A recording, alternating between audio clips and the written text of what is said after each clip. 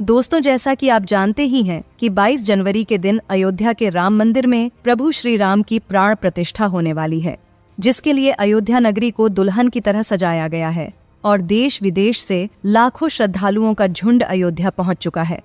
लेकिन प्राण प्रतिष्ठा से पहले रामराज्य अयोध्या में कुछ ऐसी अजीबोगरीब घटनाएं देखने को मिल रही हैं, जिन्हें देख हर कोई हैरान हो गया है और इसे प्रभु श्री राम का चमत्कार कह रहा है। दोस्तों, 500 सालों का संघर्ष, 134 साल लंबा कोर्ट केस और 4 साल तक अयोध्या के हजारों सनातनियों के दिन रात की मेहनत के बाद आखिरकार राम जन्मभूमि मंदिर का निर्माण कार्य समाप्त हो चुका है और 22 जनवरी के दिन 1200 स्तंभों पर खड़े इस भव्य मंदिर में रामलला की प्राण प्रतिष्ठा की जाएगी। लेकिन क्या आप जानते हैं कि जब स्तंभ लगाने के लिए अयोध्या के इन जगहों पर खुदाई चल रही थी, तभी एक ऐसा चमत्कार हुआ जिसे देखकर वैज्ञानिक भी हक्के बक्के रह गए और मंदिर की भूमि पर माथा टेककर जय श्री राम के नारे लगाने लगे। दोस्तों, 5 अगस्त 2020 को करीब 500 सालों के इंतजार के बाद आखिरकार राम मंदिर का भूमि पूजन हुआ और इसके निर्माण कार्य को तुरंत शुरू कर दिया गया।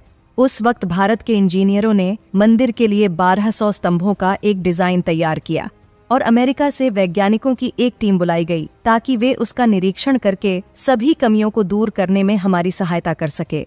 इस दौरान उत्तर प्रदेश सरकार का एक ही टारगेट था कि मंदिर को इतना मजबूत बनाया जा सके कि इसके स्तंभ आने वाले 1000 सालों तक टिके रहें।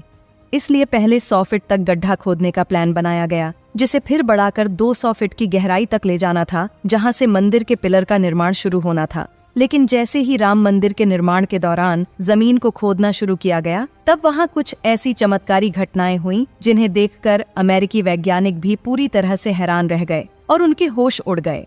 यहाँ तक कि योगी आदित्यनाथ से लेकर पीएम नरेंद्र मोदी तक के रोंगटे खड़े हो गए। बात है राम जन्मभूमि मंदिर के निर्माण के समय की, जब अमेरिका से कुछ वैज्ञानिक भारत में राम मंदिर के निर्माण के दौरे पर आए हुए थे और यहाँ उन्होंने देखा कि मंदिर के स्तंभों को लगाने के लिए खुदाई का काम अच्छे से चल रहा है, लेकिन खुदाई के दौरान जमीन का एक हिस्सा नरम पड़ा हुआ था, जिसे देखकर वैज्ञानिकों ने मजदूरों को वहां ज्यादा गहराई में खुदाई करने का आदेश दिया। शुरुआत में तो मजदूर भी सोच रहे थे कि सिर्फ एक हिस्से में इतनी ज्यादा खुदाई क्यों करवाई जा रही है, लेकिन वहां मौजूद सभी लोगों के होश तब उड़ गए जब वहां से एकाएक पानी की धार बहने लगी। ऐसे में वैज्ञानिकों ने तुरंत वहां मौजूद मिट्टी और बालू का सैंपल उठाया और दौड़ते हुए साइंस लैब पहुंचे, जहां उन्होंने सैंपल्स की जांच की और उन्हें पता लगा कि ये तो पास ही में बहने वाली सरयू नदी का पानी है, जिसने इस हिस्से की मिट्टी को गीला कर दिया है। दोस्तों, ये बात वैज्ञानिकों के लिए काफी बड़ी समस्या बन गई, क्योंकि अगर यहाँ लगातार ऐसे ही पानी बहता रहता तो मंदिर के लोहे के पिलर पर कुछ ही टाइम बाद बुरी तरह जंग लग जाता और पिलर कमजोर पड़ जाते। ऐसे में वैज्ञानिकों ने टेस्टिंग के बाद 12 खंभों के निर्माण किए और उन्हें 125 फीट की गहराई में डालकर 30 दिनों तक उन्हें ऐसे ही छोड़ दिया, जिसके बाद जब टेस्टिंग के लिए उन पर 70 टन का वजन डाला गया और भूकंप के झटके दिए गए तो वो अपनी जगह से खिसक गए, जिस वजह से राम मंदिर के निर्माण कार्य को तुरंत रोक दिया गया। अब वैज्ञानिकों को कुछ समझ नहीं आ रहा था कि इस गीली मिट्टी पर पिलर कैसे खड़े किए जाएंगे, लेकिन उन्हें नहीं पता था कि इस भव्य मंदिर को बनाने के नेक काम में उन सभी पर माता सरयू का आशीर्वाद बना हुआ है। आखिर में जब कोई रास्ता नहीं दिखा, तब सभी मिलकर भगवान श्री राम से प्रार्थना करने लगे, क्योंकि जाहिर सी बात थी कि अगर माता सरयू के पानी की धार नहीं रुकती तो मंदिर का निर्माण कार्य संभव नहीं हो पाता। लेकिन उनकी आस्था देख भगवान श्री राम ने उनकी प्रार्थना सुन ली और इंडियन इंस्टीट्यूट ऑफ टेक्नोलॉजी से जो लोग इस प्रोजेक्ट पर काम कर रहे थे, उनके दिमाग में अचानक से गीली मिट्टी में पकड़ बनाने वाले कुछ खास तरीके के पिलर को बनाने का आइडिया आ गया। इन चमत्कारों को देखकर जो वैज्ञानिक हर कुदरती करिश्मे को लेकर तर्क वितर्क देते रहते हैं, वो भी प्रभु श्री राम के भक्त बन गए और उन्होंने भी रामलला की जन्मभूमि के पास मौजूद दिव्य शक्ति का अनुभव किया, जिसके बाद एक बार फिर मंदिर के निर्माण का काम जोर शोर से शुरू हो गया। हालांकि दोस्तों, ये तो सिर्फ शुरुआत थी, क्योंकि पिलर बिठाने के लिए जब वैज्ञानिक और इंजीनियर्स ने अयोध्या की इस पावन भूमि पर 200 फीट गहराई तक खुदाई की, तब उन्हें कुछ ऐसा मिला जिसे देखकर उन सभी की आंखें खुली की खुली रह गईं। दरअसल जिस राम मंदिर के इतिहास को साबित करने के लिए सनातनियों ने 500 साल तक संघर्ष किया और जिस मंदिर के लिए 134 सालों तक कोर्ट में केस चलता रहा, इतिहास में उसकी मौजूदगी के सबूत तो उसी पावन भूमि के अंदर छिपे हुए थे। जी हाँ, सतह से 200 फीट की गहराई में प्राचीन राम मंदिर के कई सबूत मिले, जिसमें ढेर सारी मूर्तियां और स्तंभ शामिल हैं। लेकिन अब सवाल ये है कि राम मंदिर की स्थापना किसने की थी और कैसे बाबर ने इस पवित्र मंदिर को तोड़कर इसकी जगह बाबरी मस्जिद बनवाई थी। इस रहस्यमय इतिहास के बारे में कुछ ही लोग जानते हैं, लेकिन जब आप इसके बारे में सुनेंगे तो आपकी धड़कनें भी जोर जोर से धड़कने लगेंगी और जुबान से निकलेगा सिर्फ एक ही नाम, जय श्री राम। दोस्तों, राम मंदिर का इतिहास सदियों पुराना है।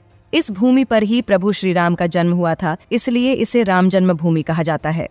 कहते हैं कि भगवान श्री राम के जल समाधि लेने के बाद अयोध्या नगरी कुछ सालों के लिए उजाड़ सी हो गई थी, लेकिन उनकी जन्मभूमि पर बना महल वैसे का वैसा ही था। भगवान श्री राम के पुत्र कुश ने एक बार फिर राजधानी अयोध्या का पुनर्निर्माण कराया। इस निर्माण के बाद सूर्यवंश की अगली 44 पीढ़ियों तक इसका अस्तित्व आखिरी राजा महाराजा बृहदबल तक अपने चरम पर रहा। कौशल राज बृहदबल की मृत्यु महाभारत युद्ध में अभिमन्यु के हाथों हुई थी। महाभारत के युद्ध के बाद अयोध्या उजड़ सी हो गई, मगर श्री राम जन्मभूमि का अस्तित्व फिर भी बना रहा। इसके बाद यह उल्लेख मिलता है कि ईसा के लगभग 100 वर्ष पूर्व उज्जैन के चक्रवर्ती सम्राट विक्रमादित्य एक दिन आखेट करते करते अयोध्या पहुंच गए। थकान होने के कारण अयोध्या में सरयू नदी के किनारे एक आम के पेड़ के नीचे वे अपनी सेना सहित आराम करने लगे। उस समय यहाँ घना जंगल हो चला था। महाराज विक्रमादित्य को इस भूमि में कुछ चमत्कार दिखाई देने लगे। तब उन्होंने जांच पड़ताल की और पास के योगी और संतों की कृपा से उन्हें पता चला कि ये श्री राम की जन्मभूमि है। उन संतों के निर्देश से सम्राट ने यहाँ एक भव्य मंदिर के साथ ही कूप, सरोवर, महल आदि बनवाए। कहते हैं कि उन्होंने श्री राम जन्मभूमि पर काले रंग के कसौटी पत्थर वाले 84 स्तंभों पर विशाल मंदिर का निर्माण करवाया था। इस मंदिर की भव्यता देखते ही बनती थी। यहाँ पर अद्भुत राम मूर्ति को स्थापित किया गया था। विक्रमादित्य के बाद के राजाओं ने समय समय पर इस मंदिर की देखरेख की। 14वीं शताब्दी में हिंदुस्तान पर मुगलों का अधिकार हो गया और उसके बाद ही राम जन्मभूमि और अयोध्या को नष्ट करने के लिए कई अभियान चलाए गए, जिसके बाद 1527 में इस भव्य मंदिर को तोड़ दिया गया और उसकी जगह बाबरी ढांचा खड़ा किया गया। कहते हैं कि मुगल साम्राज्य के संस्थापक बाबर के एक सेनापति ने अयोध्या में श्री राम के जन्म स्थान पर स्थित प्राचीन और भव्य मंदिर को तोड़कर एक मस्जिद बनवाई थी। तब से लेकर पिछले 500 सालों से मुगलों द्वारा हथियाई हुई इस पावन भूमि को वापस पाने का संघर्ष चलता रहा और आखिरकार 2019 में 42 दिनों की सुनवाई के बाद सुप्रीम कोर्ट ने राम मंदिर के पक्ष में अपना फैसला सुनाया। फिर 5 अगस्त 2020 के दिन राम जन्मभूमि मंदिर के लिए भूमि पूजन किया गया और महज 3 सालों में उत्तर प्रदेश सरकार ने राम मंदिर का निर्माण पूरा करवा लिया है। अब 22 जनवरी 2024 को मंदिर के गर्भगृह में रामलला की प्राण प्रतिष्ठा की जाएगी और 24 जनवरी के दिन राम जन्मभूमि मंदिर का उद्घाटन होगा। दोस्तों, राम मंदिर के निर्माण से जुड़ी एक रोमांचक बात यह है कि मंदिर के गर्भगृह के ठीक 200 फीट नीचे एक टाइम कैप्सूल रखा गया है। अब आप सोच रहे होंगे कि ये टाइम कैप्सूल क्या होता है, तो आपको बता दें कि ये खास तरह का मटेरियल से बना कंटेनर होता है जिसमें हर तरह के मौसम को सहने की क्षमता होती है और ये अपने अंदर मौजूद सामान को सदियों तक बचाए रखता है। और राम मंदिर के नीचे रखे गए टाइम कैप्सूल में एक ताम्रलेख रखा गया है। इस ताम्रपत्र पर मंदिर के संक्षिप्त इतिहास की तारीख, भूमि पूजन करने वाले मुख्य अतिथि, उपस्थित विशिष्ट जन का नाम, निर्माण की शैली और वस्तुओं का नाम लिखा गया है। क्योंकि अगर भविष्य में इस मंदिर की भूमि को लेकर कोई सवाल खड़ा हो तो ये टाइम कैप्सूल एक ऐतिहासिक दस्तावेज के रूप में काम करेगा। आपको बता दें कि 2011 में पीएम मोदी ने महात्मा मंदिर के नीचे और 1973 में इंदिरा गांधी ने लाल किले के नीचे ऐसा ही टाइम कैप्सूल डाला था। तो दोस्तों, आज के लिए बस इतना ही। अब आप हमें कमेंट करके बताइए कि 500 सालों के संघर्ष के बाद आखिरकार राम मंदिर का निर्माण पूरा होते देखकर आपको कैसा महसूस हो रहा है। और साथ ही कमेंट बॉक्स में जय श्री राम लिखना ना भूलिएगा।